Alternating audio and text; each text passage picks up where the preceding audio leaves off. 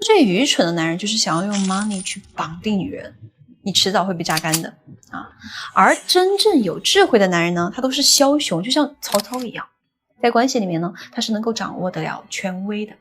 如果你在事业上能够当老板、当领导，但是在感情里面呢，却总是属于下属的那种感觉，聊天要去迎合他的话题，就连花钱都是在为了讨他开心啊，包括物质啊、情绪啊这些，你都是需要去给的，搞得自己真的就是很累，对吧？那今天嘉哥讲的这些所有的内容，可以说是为你专属定制的。我会通过给你讲3个习惯，让你学会练就枭雄状态，重新夺回关系的主导权。那思维导图呢，我就先丢到这儿，好吧？需要的兄弟呢，自行截屏。OK， 我们直接先讲一下第一个点，叫做主场意识。男人在关系里面一定要学会去主动带节奏啊，要像个君王一样把握主动权。就像在古代啊，女人称丈夫叫夫君，为什么不是叫夫宝、夫贵，对吧？偏偏得是夫君呢？因为君代表的是君主，是古代女性给予男人最顶级的情绪价值和身份认可啊。当然，现在早已经不是什么封建社会了。当然，女人骨子里的这个慕强基因是始终在的，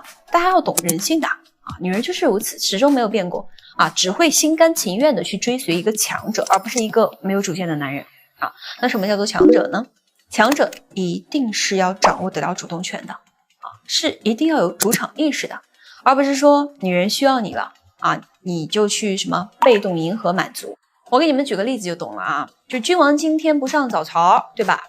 这是君王自己说了算的，而不是被大臣们逼着去上的。那么同样的，你掏不到腰包买不买礼物是你说了算，是你满意了，你高兴了，你给不给心意是你说了算的，而不是说你花钱只是为了博他一笑啊，是为了希望他能够给到你回馈，是因为如果你不花钱他就会闹脾气。我再给你们讲一下，就比如说你跟一个小美去讲什么，哇，最近有一个新款的包包好好看啊，好喜欢，那懂的都懂这话是什么意思，对不对？你如果直接来一句说刷我的卡，那确实也挺帅的，但是也挺蠢的，因为你的帅仅限于这一刻啊，你下次不给了，你不仅不帅，你还丑啊，你还小气。这并不怪女人物质，而是你自己一次次的在被动去迎合，硬生生的把自己变成了那个供养者。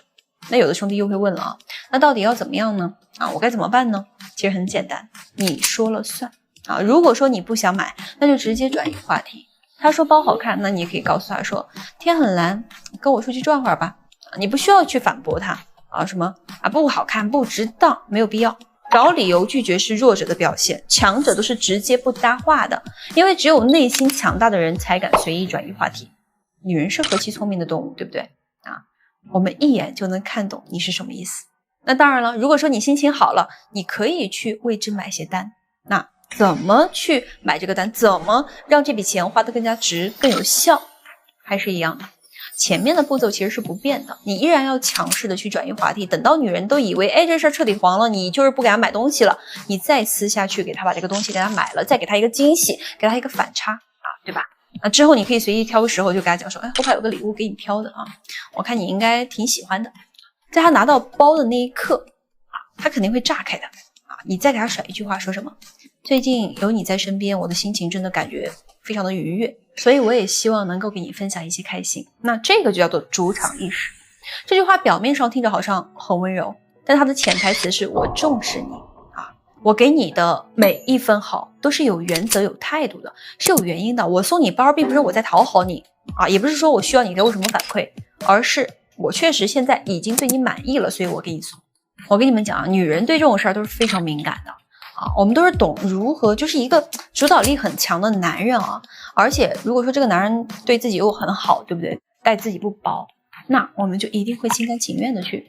追随你。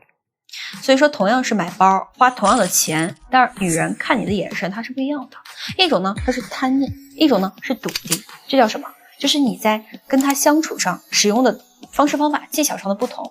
仅仅只是因为你更懂人性了啊，你在认知上有高下啊，自然你修炼的就不一样。好，我们再讲第二个点，叫做以静制动。什么意思？就是在面对女人的挑战和作闹的时候，你始终保持着一种稳如泰山的一个淡定从容。因为女人挑战你，不是说她非要跟你闹啊，而是她的慕强心理决定的，她要通过这种方式去检测你到底够不够强。所以为什么我们讲就是在关系里啊，两个人双方持平，经常会吵架，对不对？而你看那种就是关系里面有一方是在做主导的，他就很和谐。就像君王身边的女人，从来不敢跟君王去闹完啊，只敢就是撒撒娇，对不对？因为君王他不会跟你吵的，他只会淡定的看着你，就跟看小孩一样。所以说我们要干嘛？别跟女人去争输赢。